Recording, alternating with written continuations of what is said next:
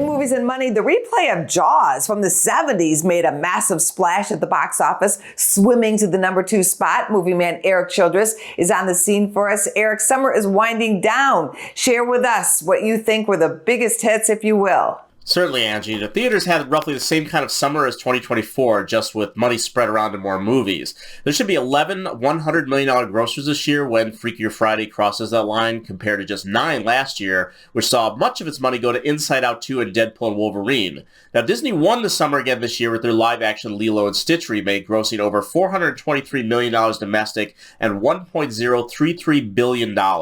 It was certainly the biggest success of the summer. In second place, it was Jurassic World Rebirth. Yes, Superman may have outgrossed it, but this was a much bigger success for Studio Universal compared to budget, as it approaches $340 million domestic and over $855 million globally. Lower than its predecessors, but still a huge success.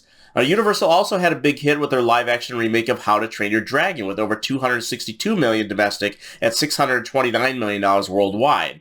Warner Brothers would then round out the list with horror, starting with Final Destination Bloodlines, $138 million domestic, $300 million worldwide, and all on a $50 million budget. That is solid dough. And approaching on its heels is the late summer of success of Weapons, which technically just led the box office over Labor Day for the 4th straight weekend, something that hasn't been done since Barbie in 2023. Unfortunately, there were also films that did not live up to budgets, and that makes up your next list of financial film flops. Now, Disney topped both lists this year, and while not quite as big a disaster as Snow White, Pixar's Elio got buried in the wake of Lilo and Stitch and How to Train Your Dragon, making just under $73 million domestic and $152 million worldwide. Now, you may not have known this, but Ron Howard had a film this summer, the drama Eden. Released by indie studio Vertical Entertainment in only 664 theaters, the $50 million production has made a grand total of $2.3 million worldwide.